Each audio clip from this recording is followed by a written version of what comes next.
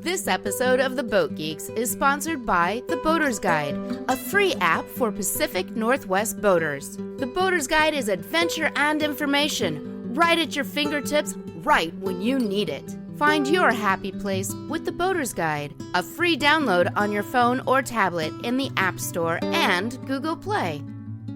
All right, on this episode of The Boat Geeks, we have Betsy Davis, Executive Director at the Northwest School of Wooden Boat Building. Right here in Port Hadlock, Washington. Literally minutes from my house. Yeah. A little walk over there. This whole region, though, I mean, we got Port Townsend with Boat Haven, we got Point Hudson. We say it all the time. We're here in Port Ludlow, and in between is Port Hadlock, which has a rich history and this fabulous school, not just for wooden boat building, but with Kevin Ritz as the program director for the marine systems end of things. You can go to that school and basically learn everything you need to know about building and working on boats. It is an amazing resource to have right here in our backyard.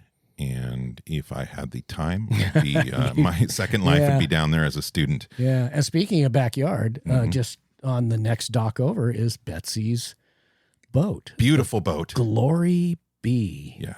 Glorious 100-year-old boat. Yeah, absolutely beautiful and quite a history. Oh my gosh. Yeah. I mean, just having her tell us all about the fact that she burned and sank and was resurrected, and Betsy did a ton of work herself. Yeah, and just to be clear, Betsy didn't burn or sink it. Right. No, it was she saved it. It was a fire at I believe the Seattle Yacht Club, and quite a few boats were totaled, and hers was the only one. And she tells us all about it. Yeah, the whole restoration story is amazing, and so is the rest of her story, and all the information that we get about the school. So let's not give too much away. Let's just jump right into it. Here is the Boat Geeks with Betsy Davis. From beautiful Port Townsend, Washington, a Victorian seaport on the Salish Sea, and recorded aboard the motor vessel Traveler. It's the Boat Geeks with Daeron and Darren. We're the Boat Geeks. Whatever floats your boat. We're the Boat Geeks. It's the boat that floats that we love the most. Yes, we love the boats. We're the Boat Geeks. Whatever floats your boat. Welcome to the next episode of The Boat Geeks. I am your host, Darren. And I'm your other host, Darren. And today our special guest is Betsy Davis, the Executive Director of the Northwest School of Wooden Boat Building. Welcome, Betsy. Thank you. Glad to be here. Yeah, it's a beautiful morning in the Pacific Northwest at Port Ludlow. I say beautiful every day. It doesn't matter. Any day that we're at the marina. Cloudy today, sunny yesterday. We get it all. The weather has been crazy, but any day that we're at the marina or on a boat or around boats, it's a beautiful day. Mm-hmm. Wouldn't you agree? I agree. A fun place to be right now. Now, normally you would be, I'm assuming, in your office getting a lot of work done. Which is right also now. A fun place to be. Yes. My office tends to be 3 boat building shops, 1 marine systems shop, an 8-acre campus right on the water, a couple different admin spaces. Oh, we have some little historic cottages for student housing. Yes, you do. And a building on the National Register that houses the Ajax Cafe. Oh, yes. You have lots of stuff going on down there. Your office space is as beautiful as ours. Absolutely. And for people that are unfamiliar with the location, it is in Port Hadlock, Washington. So look up Port Hadlock. We've got Port Gamble, Port Ludlow, Port Hadlock, and Port Townsend. Yes. And if it weren't for Squim, we would have Port Angeles, and we'd have all in a row. But anyway. We'll call it Port Squim. But So, it's actually the school is like less than 5-minute walk from my house. In fact, we many daily walks, we walk right by it or near it. Beautiful campus and facility. We'll get into that. One thing that we always start off every podcast, most of our podcasts with our guests, is talking about boats, because we are the Boat Geeks, and the vast majority of our guests are in one way or another a boat geek as well. Could you, Betsy, tell us about how boats and boating came into your life and into your your routine? Because right now you're a big part of the Port Townsend boating scene. Yeah. But has it always been that way? Well, you know what? I grew up around the water and loved just dinking around in the water. I think we had a little aluminum boat with an outboard I'd go out in sometimes. But I was in Girl Scouts, and I went to Girl Scout camp and learned a little bit about canoeing and rowing and things like that. And I've always loved being around the water. And I'm one of those weird people, don't know why, would be driving down the freeway. And if I see a car with a boat on top, it's like, oh, there's a boat on it. And I'm someone who just really resonates with things that are both beautiful and functional. And I really savor that when I'm around the waterfront and around boats.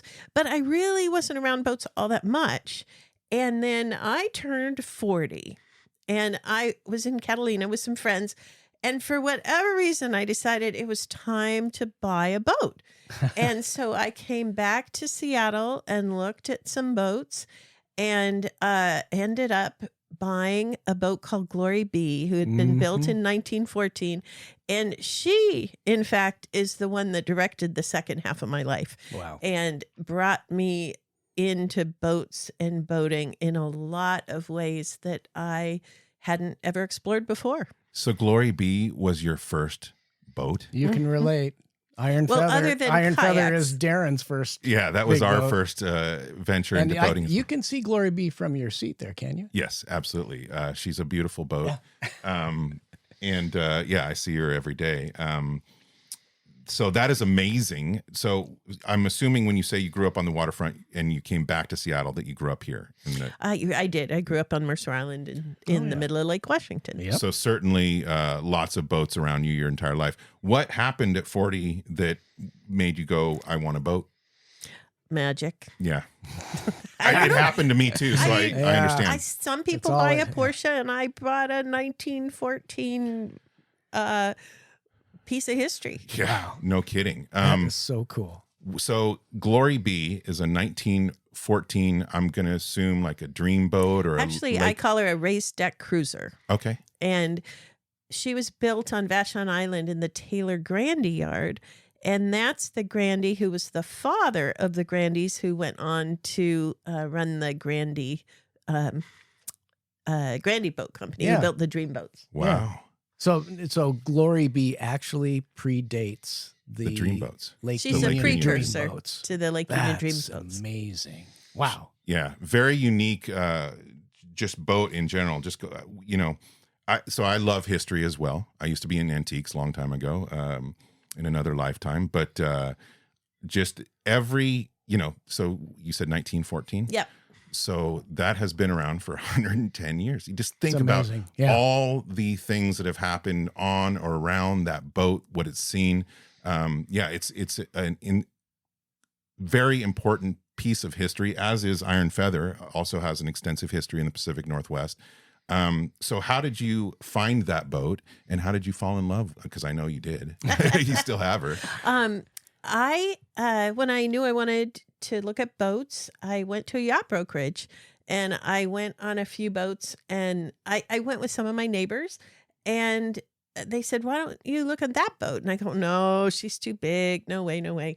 And then at some point I went out for a test ride on her, and that was it. And I had so much to learn. Yeah. And Captain Frosty taught me how to single hand a boat. He said, don't you go expecting other people to catch lines and things like that. You've got to learn how to manage the boat yourself. Yeah. Well, that took a while. The first times I went out, I had to have someone else drive the boat and I would watch. And I'm still learning all the time. As we all are. It's okay. Yeah, every day.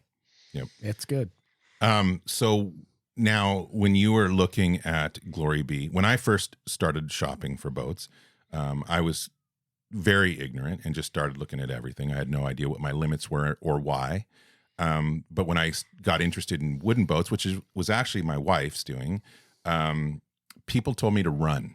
I had probably at least half the people say, turn around and run the other direction, right? Because, and I know what they're getting at. Wooden boats are expensive to upkeep. Did anybody tell you that? Or were you, everybody was just on board, this is a beautiful boat, jump in? I think people thought it was pretty quirky, but it was just something I decided to do. And really, I think it's less about the human owning the boat and more about the human providing stewardship for the historic boat for that chunk of time. That's what I've always said. I'm the steward of Iron Feather for now. Yeah. And I think one of the things I find phenomenal about wooden boats is they have the ability to build human community in a way that a lot of other objects don't. And it's partly true when I'm on the boat that I can pull into a marina and just have conversations with people I've never met because they resonate with the boat. Yeah. It's also true the boat and I have been through some challenges, and one of those is that the boat burned and sank in a marina fire in 2002. Oh my. And was lost is what we'd been told, and only a little bit of her was still floating above the waterline. And knowing she was lost, I phoned the previous owners of the boat. I felt responsible to let them know. I talked with them for a half hour, and then they gave me the previous owners of the boat. I hadn't talked to them, and I talked to them for a half hour. I think I went back 4 or 5 owners, some of whom we've never met each other before. Yeah. We talked for 45 minutes Yeah. because of the connections around this vessel. I sometimes laugh and say, if your refrigerator breaks, you don't necessarily phone the previous owner of the refrigerator. No. So there's not a community around it. Yeah. And whether it's whatever the source of that is, I think it's really phenomenal. It is. And that community led me in the second half of my life to go to boat building school and take care of Glory Bee through that process, and also led me vocationally into working at the Center for Wooden Boats in Seattle, running that organization, and then moving out to the Northwest School of Wooden Boat Building. Wow. That is a phenomenal story. Wow. And, just an incredible situation to kind of, I almost say, it seems like you're kind of drifting. I don't know your life, but you weren't like focused on, I love wooden boats, I want to get a wooden boat. But the fact that you found this boat, fell in love with it, and then end up here at the Wooden Boat Building School, obviously Magic. Something It was was meant magic. to be. Yeah. Good magic too. So how does she ride? I love taking Iron Feather out. It's such a smooth and just wonderful ride on these old boats in my experience. Well, going across the Straits of Georgia when the wind that was supposed to settle down didn't settle down, and Wind I never want to go listens. north, and the only way to survive is going east. Yeah. It's not always great. Yeah. Though, when I got to my destination that day and pulled in, I thought, oh, okay, all these huge boats around me are going to say they had a great ride, and we were like challenged. And it turns out, I think we had a better experience on Glory Bee because we were going slowly and cutting through the waves as opposed to trying to go fast and bounce across the water.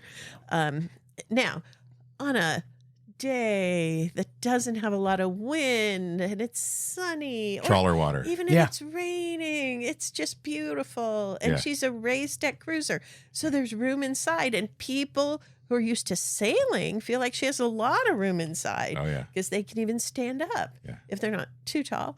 And so I love the feeling of being in the boat and going along a shore and going along and seeing trees or seeing little homes nestled along the water or little communities. It's beautiful. It's the best. And I think it's interesting that for me, one thing about being in Glory Bee, in the pilot house, there's all these wood windows. So when I am looking from the inside of the boat out, every view is framed. Yes. Wow. In wood. It's picturesque. Yeah. Don't we live in paradise? Oh, Doesn't mean we want a bunch more people moving out here. We do, but So when you're cruising along at your optimal cruising speed, 7 which knots. is 6 knots. knots There would we be go. a lovely. Okay. It's all 6 about the trip. knots, and Yes. it's nice, calm water. We were just talking about it when we walked over there this morning. I bet you leave nary awake. Yeah. behind Yeah, not her. much of a wake. Not much of a wake at all. Yeah. And I'm aware that it's a choice to use fossil fuels for recreation. And I admire sailors who don't need to do that. Me too. One thing I like about Glory Bee is I don't use very much. Good. I can probably go for an hour on less than half a gallon of fuel. Wow. Wow. And that's so sailboat a displacement efficiency. hull Yeah. and all of that is really nice. What is the engine? She has an Isuzu diesel engine in right now, and it's the same engine that was in the boat before the fire. And after the boat burned and sank, I learned a new term called pickling the engine. So when the boat got hauled up out of the water, someone worked on the engine for me and put diesel in the cylinders so they wouldn't rust. And so basically I'm using the same engine, although the electronic parts got rebuilt. Yeah. Wow. I heard you just put it in a bag of rice. I guess that doesn't work. So that is, to me, that's incredible that she sank and was completely pretty much submerged, but you would not be able to tell you at can't all. tell. What was that process? What made you determine she's not a complete loss? We're going to get her out of the water and fix her up. Like, what was that decision making? Must have been difficult. Well, I had a chance to reinvent my life around that magical age of, I don't know, in my early 40s. And I chose to go to boat building school in Seattle and had a wonderful set of teachers that were so inspirational. And I hadn't done anything like that kind of hands-on work before. And that too really shaped me. I became an evangelist for trade schools. And I, during that program, was learning a lot of things that I wanted to apply to Glory Bee. And my instructors actually asked me to give a talk about Glory Bee one day. So I stopped by the boat that morning. I was about 6 weeks from graduating. And on the boat, I picked up the notebook of original photos that previous owners had gathered through the years and put on the boat. And I brought that to school with me and gave the talk. And that night was the fire at the yacht club. So this stuff I could never have replaced. Wow. I happened to have with me. The magic And continues. I know, so, right? Anyway, the fire happened. The Coast Guard reported that 13 boats had sunk and were gone. And my boat was one of those. And then there were 7 others really badly damaged. And about 3 weeks after the fire, the steam crane came in to lift the boats out of the water, put them on a barge to take them over to a salvage yard. And I talked to the steam operator and said, I might want to bring the boat back to life, but we didn't know. Yeah. And my instructor was on shore and I was out on the dock, and the steam crane operator was amazing because they sent divers down who put chains first around the boat and then some straps, and the boat was on her side. And he had to bring her up high enough to clear the water and then dropped her on her hull. Oh and gosh. she floated. And my instructor on shore It's all and I were both like, she floated. Oh. And She wants to live. then Yes. said, if I would pay for all the materials, our school, the school I was enrolled, could rebuild her. And I had a lot to learn about marine insurance, and I'm just so glad I had an insurance policy. I thought I got an insurance policy so that if I was out driving the boat and I ran into someone, I Right. could pay for the damage. Right. That's nothing. Yeah. The pollution coverage. Yes. I was in a meeting that the Coast Guard held with all the boat owners who were involved in this. And the Coast Guard said everyone is jointly and severally responsible for all the cleanup costs. And I thought, I didn't at that time know that I had pollution coverage in my yacht policy and that I had salvage coverage. Both of those things saved the day. Wow. I also had an agreed value policy, which means at the time I got my insurance, the insurance company and I agreed the boat was worth $65,000. That's what I bought it for. So as the boat got older, I couldn't claim it was more precious, nor could they claim it was less valuable. So I had a check for the boat for $65,000 within 3 weeks of the fire. And then I bought back the remains of the boat for $500. Wow. No one would really think that was a Sure. good deal. But I did. And so my instructor said, okay, if you pay for materials, we can rebuild her. So I did a budget and said, I have $65,000. Am I going to be able to rebuild the boat? And we did. And it came within $5,000 of that. Of course, I put more money in her since then because we do that with boats. Yes. But we undertook her restoration up at the school. It would never have happened otherwise. And yet it was a win-win because the students, of whom I was one, were able to work with really fine materials, beautiful bronze for the hardware and beautiful wood for the hull and the deck and house. And it was a cool project to be part of. And obviously it was a win for the boat because she's going to be around long past me. And that's wonderful. And it was a win for me because I got to be part of the project. Wow. And, once you get much of the hull and deck off the boat, you can really get in there and address problems. And we did a lot of work on the boat. About a third of the planks below the waterline we redid, about 2/3 above the waterline. We sistered new frames in 80 new frames next to the old frames all around the boat. There weren't any that were rotten. There were 2 that were rotten that we took out.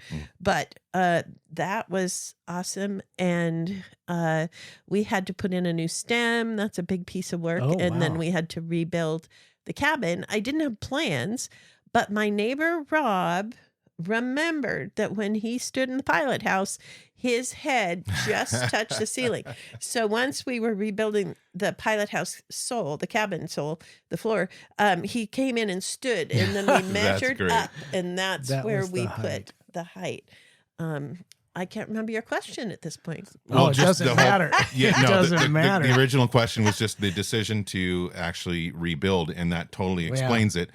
What an opportunity, and you saved a piece of history. I mean, that's an amazing. And I would want to correct that to say the school. Yes. Seattle Central and the inspirational instructors. It would never have happened without them. And they'd both worked in the yards in Lake Union when they were still wooden boat yards.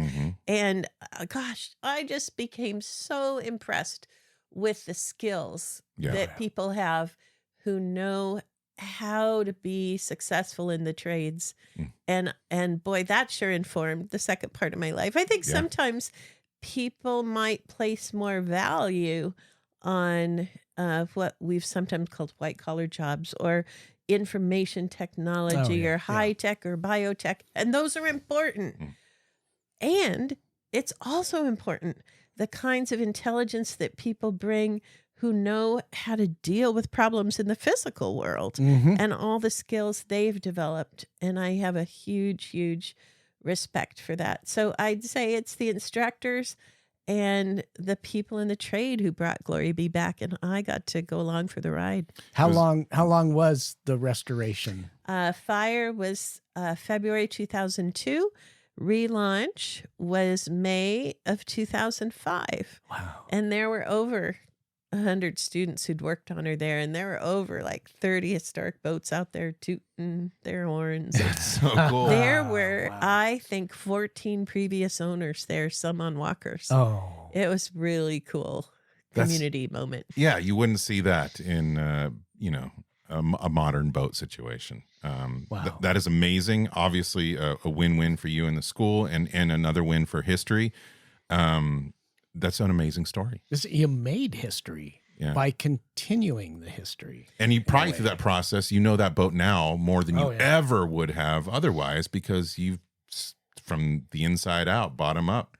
Probably, but I just keep learning. I do want to say Glory Be strikes me as a boat of 9 lives or a cat of 9 lives because it is really incredible that she survived this fire and got better. Yeah. But when you read the old Pacific Motorboat magazine articles that mention her, in 1917, it says she was in a big storm in Tacoma and I think washed against some rocks and had to be towed 7 miles, and only her funnel was she was rebuilt. Yeah. And then a year or two later, it has another article, and it says she was on a mooring buoy on Orcas Island, and one morning the owners looked out and she wasn't at the mooring buoy. Oh my God. And they thought she'd been stolen. Yeah. And a few days later, she was found at Point Roberts, unharmed. Oh my gosh. Floating. So she had crossed the straits on her own. Wow. And so I do think she's an amazing vessel. We would have to agree. I would agree. That is Wow. insane. Yeah. I didn't know any of that. All I knew is that there was a fire. Yeah. And that's all I knew. Well, you got to This is think incredible. 110 years. There's just There's so much got to be a history. few things that'll happen. Yeah. So Wow. owning a wooden boat, so I totally agree with you in terms of the trades. I used to be a butcher back when I was in my teens and so forth. I was union, and I absolutely 100% support the trades as you do. And living in Port Townsend, it's hard not to. I mean, this whole town is built on those trades. Getting Glory B, going to the boat building school, how did that lead to where you are now with the Northwest Boat Building School? I had worked in high tech, and then I'd opened and run my own retail store in Seattle. And during that time, I wanted to give back. And so I joined the board of the Center for Wooden Boats. Mm-hmm. And one of the fellow board members was Dave Mullins, who was the lead instructor up at the boat building school. And at some point, I had left my tech job, and I had realized retail wasn't my raison d'etre. And I'd gone on a retreat by myself for a week and looked through old journals and stuff, and realized I wanted to learn how to work on boats or build boats. And so I talked to Dave Mullins and said, I'm thinking about this, but I have no background. He said, don't sell yourself short. Why don't you try it? And so I did. And I went to the school. I was the worst person I was the best person in class when it came to taking notes in the classroom. I was the worst person in the class once I get into the classroom. But I learned so much about how to problem solve in the physical world. And so it was dramatic learning for me. But by the time I was about to graduate, I was starting to think about what my employment was going to be. Mm-hmm. And I had worked in high tech. And so Dave said, well, do you have to get a job? And I said, yes, I do need to get a job. And I started realizing, because I thought I maybe would go work in a boatyard, I was realizing I wouldn't hire myself first. I was not as strong as a lot of the people, and I wasn't as practical and handy as a lot of the people. I'd be a very diligent, responsible employee. But in terms of just native talent in the trade, that wasn't something I would bring. And so I was kind of going, I'm probably going to be on the underside of a boat for 2 years grinding, trying to make it fair. And I couldn't see myself staying engaged in that work. And so I wasn't really sure what to do. And then the boat sank, and I got to be in charge of procuring all the materials. And so I was working on the boat. And then the job opened up at Center for Wooden Boats, and Dave Mullins, and I'd left the board a few years earlier. And Dave said, why don't you apply for that job as executive director at the Center for Wooden Boats? And I was like, well, I can't. The boat's not done yet. Glory B's not done yet. And he goes, how many jobs do you think are going to come up that combine project management and boats? Yeah. And I'm like, oh. And he said, thank goodness for mentors. Wise. Yeah. And he said, well, unless you want to run a boatyard. And I'm like, no, I don't want to do that. And so I ended up applying for the job at Center for Wooden Boats, and was fortunate to be selected and got to bring kind of the project management skills I'd learned in my tech job with the knowledge I'd learned at the boat building school. Yeah. And I thought I was going to take care of a fleet of little wooden boats and, hands-on kind of thing. And of course, the job morphed as South Lake Union developed in Seattle, and it became more about how to preserve a grassroots nonprofit in the midst of rapid urban redevelopment. And I got to learn a whole lot about that. I don't think I've ever met anyone with as interesting a career trajectory as Betsy. It's like from orbit, you can see that it's a path straight to the school, right? But from it was all magic to get there. Living in the moment. I can't say I had a plan. Yeah. I have one friend who knew in second grade he wanted to be a zoologist. Well, and his parents did too, because he had a lot of amphibians in the bathtub. And that, in fact, is what he is brilliant at. I never had that. I'm jealous of those people too. And I think you're a very good example. And I'm thinking of our number 2 daughter, Tony, in Wisconsin. Yeah. Who was an overachiever academically, got a couple of degrees, and throughout her adult life, post-university, has always struggled with not doing what she felt she should be doing. And it's hard to say you're doing exactly what you need to be doing. And I think you're going to be an inspiration. So Tony, if you're watching this, that you do find what you need to do, or what you do finds you. It kind of sounds like it was a little One bit of the both. things I'm really, really grateful for is that my vocation came in line with my values at the most fundamental level. For me, I really want to preserve public access to being on the water. Yeah. Because for me, that's a place my spirit gets filled, my community gets filled. I feel so grateful for time on the water. And I was thrilled to be at the Center for Wooden Boats, creating a place where anyone from the city of Seattle could get out on the water if they wanted that experience. And I think helping people build the skills to work on boats is one of the avenues towards being able to connect with the waterfront and experience it. All right, let's talk about the Northwest School of Wooden Boat Building. Like I mentioned to you before we started the podcast, I've had a couple tours of the campus, from both knowing Kevin and Chris Dunn, and beautiful, beautiful campus from the outside, but then inside, insane. The what you have, just the tools, the classrooms, the setup. I was incredibly impressed. And like Daeron and I have said, we've employed graduates from the school, and the service that the Wooden Boat Building School is doing here in the Pacific Northwest can't be said enough, because we live in a mecca of boats and boating communities and boat yards and boat builders, and just it's so perfect. Moving here to Port Townsend was just a process of discovery for me and my wife. First we saw the wooden boat show, and then got to know the Maritime Center and Boat Haven, and it was just, everything was just growing on this community in this area. And then, funny enough, when we moved to Hadlock, that's kind of when we discovered the school. And it just builds and builds and builds, and we have such a great community up here in the Pacific Northwest, and especially around wooden boats. And when when we bought Iron Feather, everybody was like, well, you live in the perfect place in the entire world to own a wooden boat.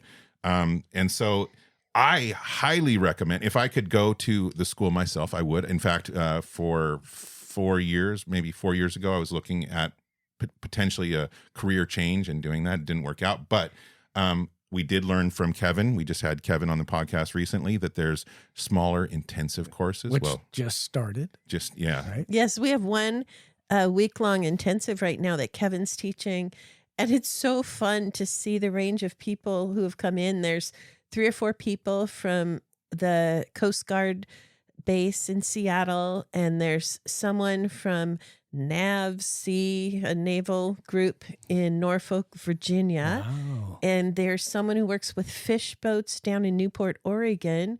There's several people from the marine crew of Washington State Parks. And our person who came the furthest is from Tasmania, Australia. Wow. See, now that speaks International. volumes. Yeah. This isn't a bunch of locals going to the school, which is fine, of course, but this is a world-renowned school where you have people traveling from all over just to take an intensive, a short intensive class, which is now on my docket. I'm going to be looking at these courses and doing whatever I can when I can. But you also have much longer course. Now, what's the average length of a school? So there's 2 primary programs we offer at the school, and we have a 12-month boat building program, and we have a 9-month marine systems program. Both programs start October 1st of each year, and the marine systems program runs through June, and boat building through the middle of September. The boat building program is actually offered as an Associate of Occupational Studies degree. Huh. The Marine Systems program is a diploma program. The school started in the boatyard with just the boat building program.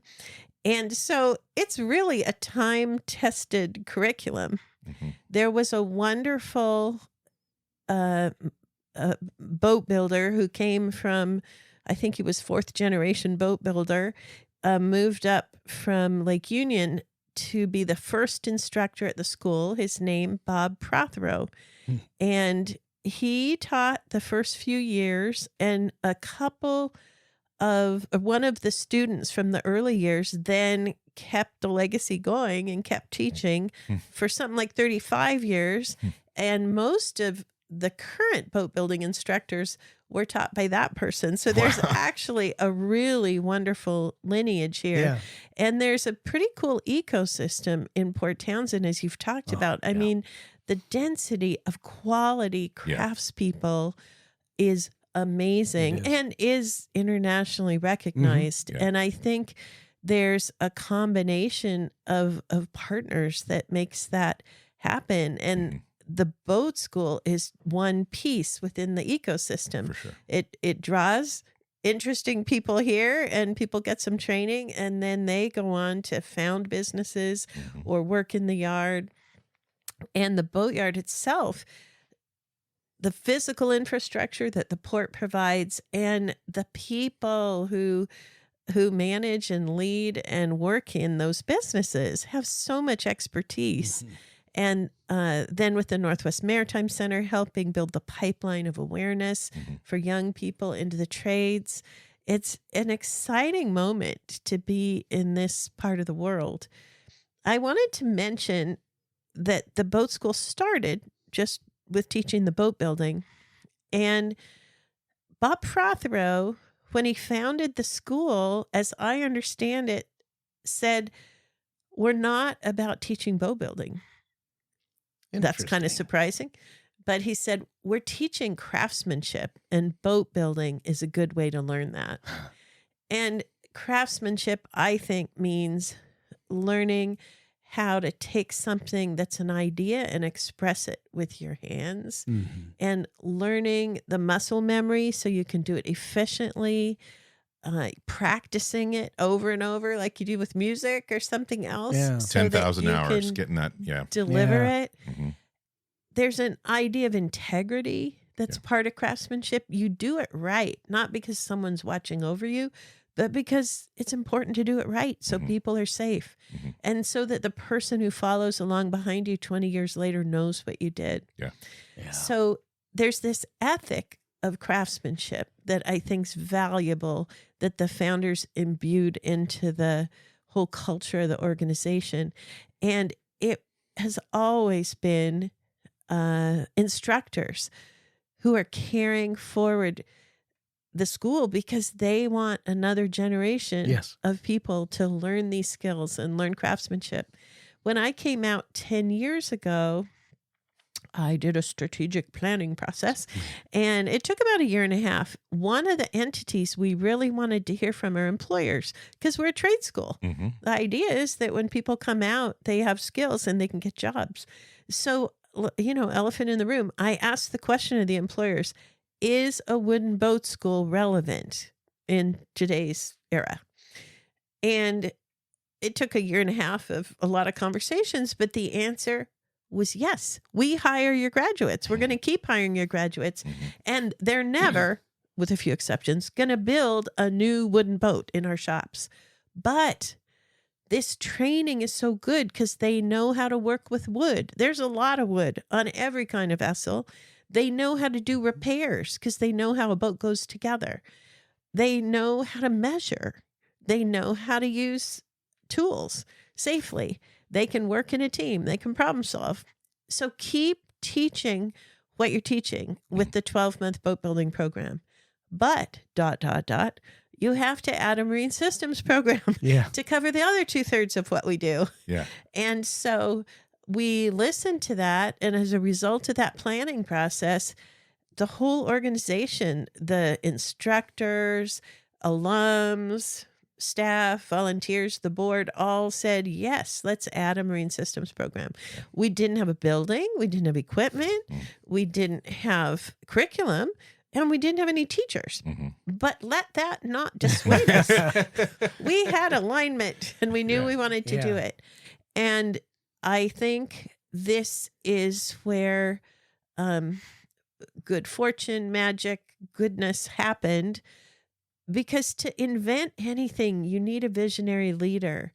And it was really fortunate that Kevin Ritz, who'd been teaching marine systems safety standards around the country for 15 years or so, was willing to come and help get this program started. Yeah. And he'd been teaching in a way where he was using PowerPoints and people were being tested with multiple choice. He wanted hands-on. Yeah. So people could certainly learn the theory, but then practice it multiple times before they got onto the actual boat to do it. And so through his vision, the program has grown. The very first cohort we taught in 2018, I think, was upstairs in a classroom where we had to forklift all the engines, all the equipment up and down. When I say we, it wasn't me. Yeah. Kevin worked hard and folks worked hard to make that happen. Sure. And it was mostly his equipment that everybody had to share in the class. So fast forward to today where we just finished our 8th cohort. And there is a 4,800 square foot building dedicated to the marine systems program. That's beautiful. Kevin has hired additional instructors. We have a full curriculum. And through collaboration with some manufacturers and a competitive federal grant for about $500,000, we've been able to acquire enough equipment so each student will work on their own piece of equipment. Yeah. So we have 24 Suzuki outboards, 24 Beta Marine diesel engines. We have state-of-the-art electronic gear from Victron and others, Wakespeed. Wow. And people from those manufacturers stop by and talk about their products with the students. And I think it's really amazing that Kevin is able to pull and draw on so many resources from the industry. And that has helped us create a program that continues to evolve. But now we can say the boat school both has a time-tested boat building program that is still compelling, and there is still demand for graduates. And in addition, there's a marine systems program that is teaching state-of-the-art systems that are on most vessels. Yeah. Yeah, absolutely. What year was the school founded? I think it's 1981. Okay. Yep. So now, probably 4 years ago, I donated a couple outboards, small outboards to the school. But then on the last trip that I went and took a tour, Chris took me through, and I saw all those brand new up. The equipment that the students have to work with it's amazing what you and Kevin and the rest of the people at the school have done. It is such a good opportunity. I was down in Poulsbo the other day, and I don't know, getting a sandwich in a sandwich shop or something, met a young kid that was doing the Maritime Center school program, the high school program. He wants to be in the boat trades. And it's funny, growing up, everybody wanted to be in computer science and, you know, all these tech careers, and that was the thing. And I had some insight to the trades from being a butcher when I was young, but I feel like that desire, that appreciation for the trades hasn't existed for a long time. Like you probably noticed yourself. And seeing how excited this kid was he wanted to work on boats. And, you know, we were talking about the boat building school. Good. And to see a young, you know, he was probably late teens, early 20s, that excited about a trade like this was incredible. And it is so important. If we lose the trades and the ability to do simple problem solving and working with materials, I mean, we're in trouble. You know, the high-tech careers, the big money, that's great, but it's built on the foundation of these people, you know, the people that know how to. I'm the least handy person in the world. I'm the opposite of a handyman. So I absolutely appreciate people that know their trades. And if you have any interest in boats, Port Townsend is just the perfect place to come. You know, and going down to the boatyard and just talking with people and the traditions and the, you know, my father and my father's father, you know, there's just so many stories and so many people. Yes. And my sister. Yes. Yeah. I'm sorry. Yeah. Don't mean to say that at all. In fact, you know, the theme of the Wooden Boat Festival this year. It absolutely is. And getting to talk to young women who are getting into the trades, like Emily, who's worked on my boat, who's worked on your boat and graduated from the boat building school. It's awesome. We love having these resources in town, and it really is just a huge asset. We're so blessed. We are blessed that we're here where this exists. And it leads me to wonder, are there other, I mean, we can talk about the number of wooden boat schools in this country, but even around the world, I can't imagine there are a whole bunch of them out there at this point. Yeah. Well, there are a whole range of schools that teach slices of what we do. And if you look at marine systems, there's certainly many schools, including community colleges and others, technical colleges that teach engine repair and that kind of thing. And in terms of boat building, there have been, you know, Bates Technical College in Tacoma or Seattle Central in Seattle. There have been schools in the Northwest that taught this. But most of those programs have gotten smaller. Seattle Central still has a program with a great teacher, but it's a little shorter and not quite as in-depth on the wood side as what we do. COVID was scary. COVID was like, how do you teach hands-on during a pandemic? And that got 4 boat building schools from around the country to chat with each other. And that is Iris in Newport, Rhode Island, and the Landing School in Maine and Great Lakes Boat Building, and then the Northwest School here. And we've met once a month for several years now and just shared notes. And all those 4 schools are accredited by the same national accreditor, accrediting commission for career schools and colleges. Okay. And we all have some kind of boat building program. And then some have additional programs. Landing School has a design program and Iris has some great modeling programs and composites programs, and Great Lakes is doing some really cool outreach with businesses in Detroit and others. So there are schools like this, or a flavor of this in various places. I think probably what differentiates the boat school is, and what I've been told by instructors, it's the range of new boat construction that our students work on.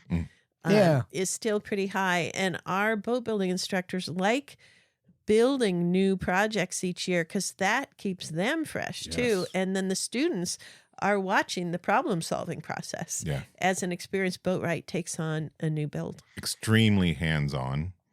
Yeah.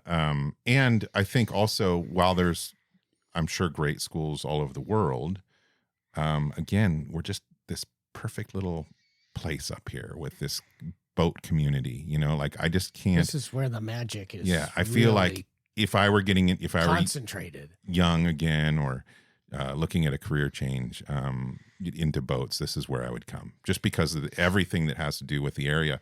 Now, I'm wondering, obviously wooden is in the name, but have you been tempted over the years to work with other materials, to expand maybe the courses, work with fiberglass or metal or anything like that? Yeah, I think the core value being craftsmanship. Yeah. That is always an exploration. And last year, the students built a small carbon fiber boat. Wow. And it was exciting to see the boat. And it's a replica of a hair shaft design, or similar to a hair shaft design. Yeah. It rows really well. Yeah. And so on the wood composite front, there have been different experiments adding carbon fiber in. Yeah. And at this point, we don't teach metal boat building. But it's interesting. I've been told by some people in the boatyard that when they're teaching a new employee to work on aluminum boats, there's some projects where they prefer to have someone from the boat school over someone who's been through a welding program because of shape and how they understand shape.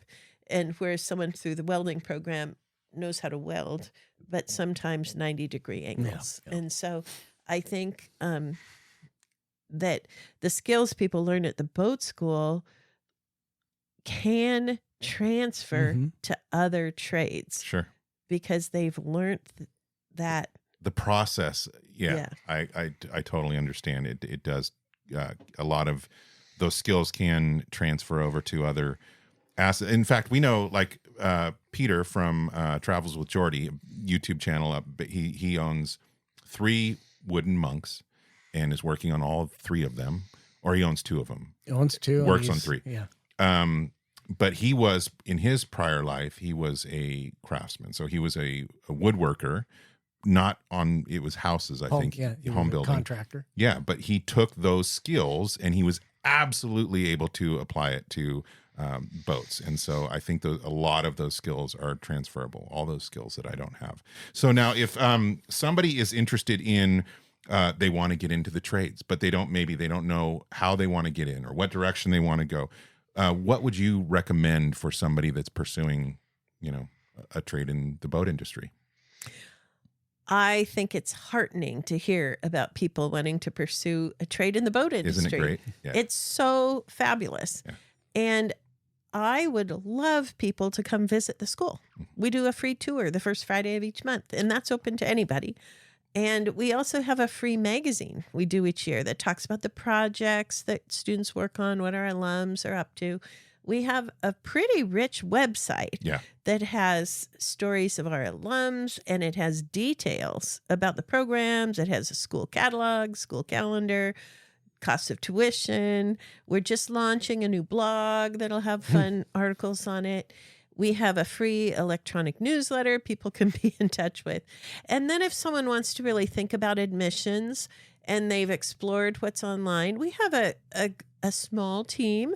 They can mail admissions at the school's address, nwswb.edu, and we can answer questions, set up a tour. We have a virtual open house that was recorded in December, and that's available on our website. So there's lots of ways to get more information.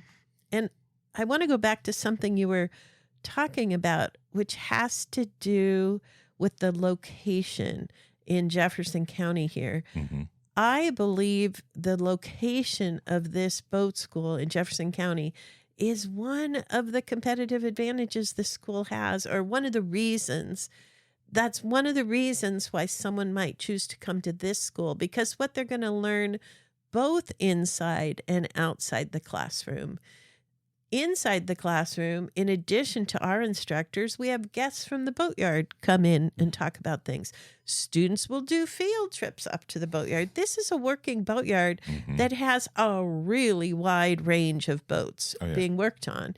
And we have people from the boatyard helping advise us on curriculum. So the fact there is this very unique working boatyard within 10 minutes of the school really, really makes a difference. And then when they're out of school, they can go up to the boatyard and walk around and see what's going on and get to know the boat rights and get to know the boat builders and see who's working on what marine systems and hear what's being advanced and invented.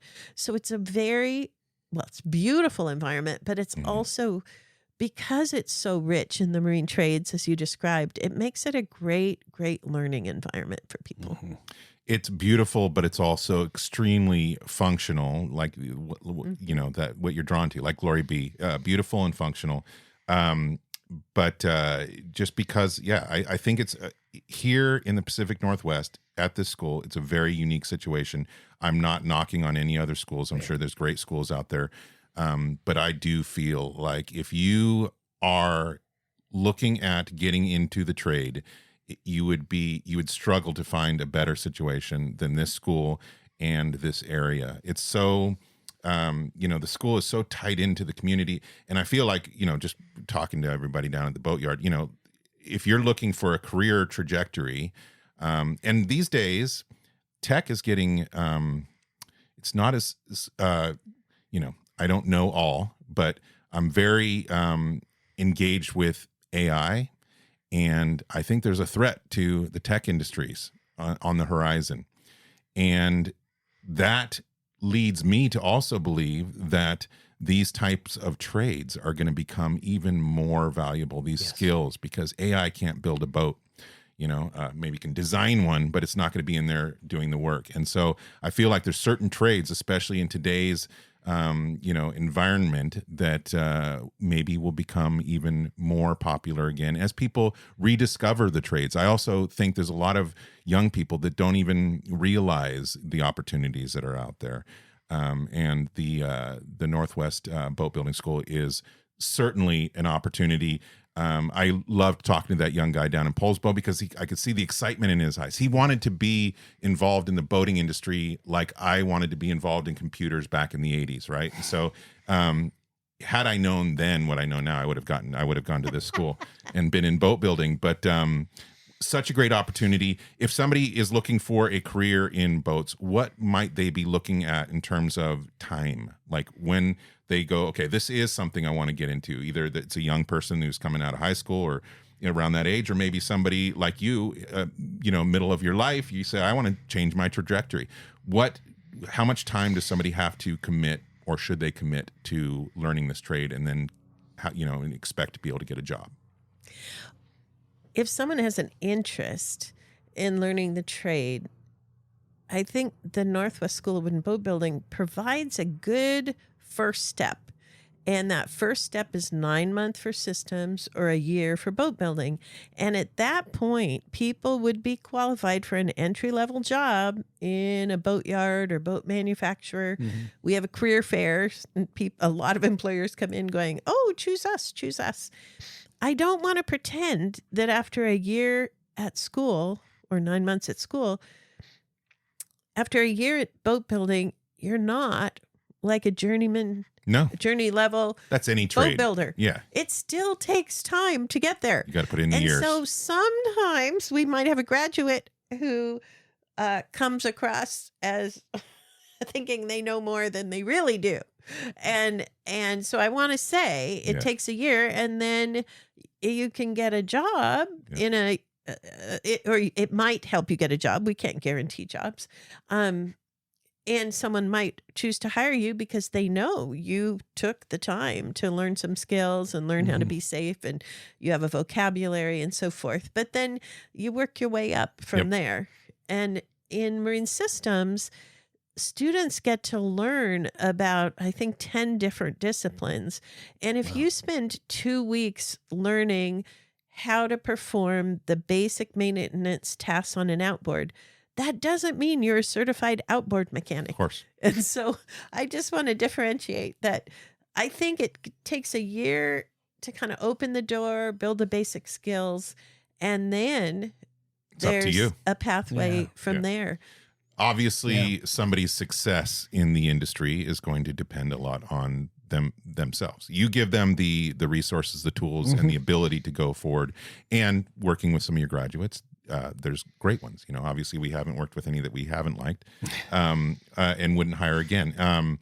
So it gives you the tools to go forward. Obviously there's here in Port Townsend, it comes with, there's some weight to it. I went to this school here in this area, and there's a lot of employers locally, and the graduates that I know, or the people that are connected to the school that do that kind of work, are so booked up. I think there is definitely a need for more tradespeople in this area. Those that are working and that are good they have no time off. The people up here, these tradesmen, just work, and work. Because there is so much work here. It is a hub of the boats in the Pacific Northwest. So I think, first of all, Betsy, thank you so much for joining us today. Like I said, you're in walking distance from my house. I love the school. I love living in this community. I love being around all these boaters, and the people that are involved with you that we know are just wonderful people. I don't know all the instructors. We'll have to have them all on the podcast at some point. But just a great school, great resource, great way to enter into the boating world, and can't find a better place, in my opinion, to go through that process. Although I think Betsy is going to find a better place soon, because you're casting off in a couple of weeks. What? Are you not heading? Well, just taking Glory B. Yes. So, I've been on this journey with Glory B, and I'd had the boat. I've had the boat for a long time. And 3 years ago, up here in Port Townsend, a couple friends said, when are you going to go cruising? Because I'd never gone cruising on the boat. I've just kind of kept her and taken care of her and done little day trips, and some friends really kicked me in the butt and said, we're getting out on the water. And we went and did 2 weeks or 3 weeks, and it was so fun. Where did you go? Amazing? Went north, went up through the San Juans and Gulf Islands up to Desolation Sound. Mm-hmm. And then last year I got to go for 2 weeks with a couple of friends. And so this year, July 11th, I get to leave for 7 weeks. Oh my goodness. And go is so on awesome. Glory B with these friends who dragged me out onto the water. I'll just say it's really fun. Oh, yes, It it really is. is. I was just before we started, Yep. I was telling Darren, I'm like, I have to go cruising again. Like, Yeah. I need it. Yeah. So 7 weeks, Mhm. and you're going up to the islands? Yeah, heading north. Just going north. Yeah. Yep. Second start of the right and on till morning. Yeah. That is the way to cruise, in my opinion. Wow. That is awesome. Congratulations. Thank you. That is so good, man. Oh, I'm Send jealous, pictures. but happy. Yes, Send please do send pictures. pictures. That's so awesome that Yeah. Glory B is going to be out there being glorious. That is very cool. So as you mentioned, if people are interested in checking out the school, you can go to nwswb.edu. You say it all the time, so you can probably say it really fast. You did say it really fast. I was like, I didn't catch it. That's why it's right here, right Yes, now. it is right here, right now. It'll be in the show notes. If you have any interest in the trade, certainly go check it out. It is, like she said, a super website, tons of info there. I've gotten lost in it plenty of times, even back when I was looking into the school myself. But also, come out the first Friday of every month, you said. You can take a tour. Well, now, there are people that are going to be interested in learning The trades. trade. But if you're like me and just want to have some skills. But I want to ask Betsy, is there also a space for folks that don't want to learn to build a boat or repair anything, but want to support the Northwest School of Wooden Boat Building? Is there an avenue for people to help? The Northwest School of Wooden Boat Building is a nonprofit trade school. And with our accreditor, 90% of the trade schools are for-profit. And one thing that makes it unique as a nonprofit is our focus is our mission, which is to teach people craftsmanship. And we want to keep our tuition low enough so that it's affordable to the very people who need to earn a trade. it costs a lot of money to teach in this hands-on environment with these resources. So as a nonprofit, we raise money each year. And it's really interesting. I attend a number of classic wooden boat festivals each year. And when I'm sitting around the dock, I hear people going, "Where are the young people?" And I'm like, "They're in Port Hadlock. We have them." And so there are people who really care about this legacy and how to perpetuate this legacy, even if they're not going to attend. And one of those people this year did something very inspirational. He made a large gift to a scholarship program and said, "I want this to go to some people from this county or adjacent counties to pay as much of their tuition as it takes for them to have an opportunity to come to this school." So that's great. I believe like the single biggest way people can help is consider donating to the scholarship fund. Yeah. Because that helps remove one of the two biggest barriers. The other biggest barrier is housing. And so some people have chosen to rent to a boat school student the extra bedroom or the whatever, the grandmother cottage or whatever over the years. And that's been amazing. I talked to a student that was living on a sailboat or something like that. It is a challenge for some of these students to find housing. So whether it's donating cash or funds or other ways like a place for students to stay, I know one thing from talking to Kevin: you don't want everybody coming at you with their old boats to quote unquote donate them. Something that is a little bit more easy for the school to use and go towards this wonderful program and the opportunity for people to get into the trades up here. I feel like, this area is like the beating heart of wooden boats, and great school. Yes. Thank you for the sound effects. And I wanted to clarify the Marine Systems program is designed so certainly people can work on wooden boats, but they actually can work on any vessel of any hull type. And so some have suggested we rebrand the school because it's called the Northwest School of Wooden Boat Building, maybe that feels too limiting. We have chosen to stay with the name for right now because of the legacy of what it represents. But it's very important that I help convey that the Marine Systems program is relevant to every vessel type. Absolutely. Recreational, commercial, wooden, if it floats, steel, plastic. Anything. And we've seen your systems people at work, the best in that I have ever seen. Incredibly talented, knowledgeable. Oh, and you know what is also really cool about the people that come from your school is they also like to educate while they're doing their work.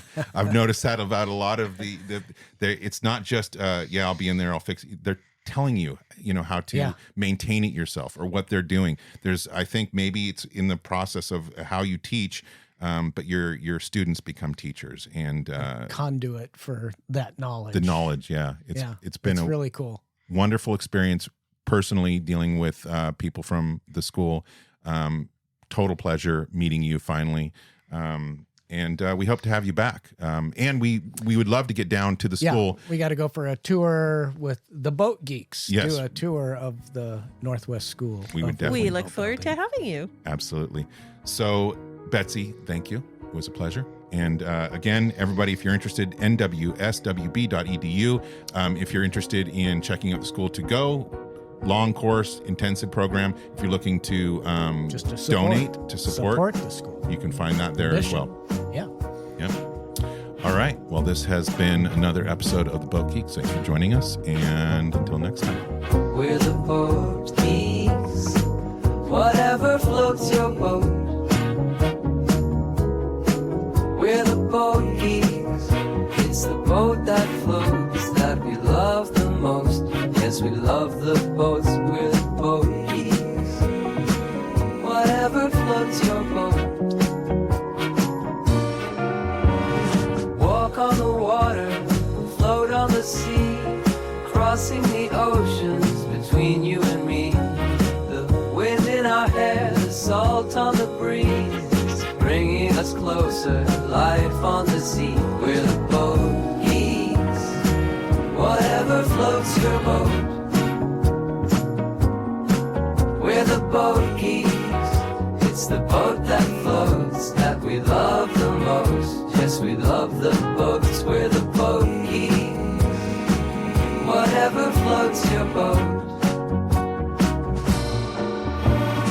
Walk on the water, float on the sea, crossing the oceans brings you to me. Feel the wind in our hair, the salt on the breeze, brings us all closer, life on the sea. We're the boat geeks, whatever floats your boat. We're the boat geeks, it's the boat that floats that we love the most. Yes, we love the boats, we're the boat geeks, whatever floats your boat.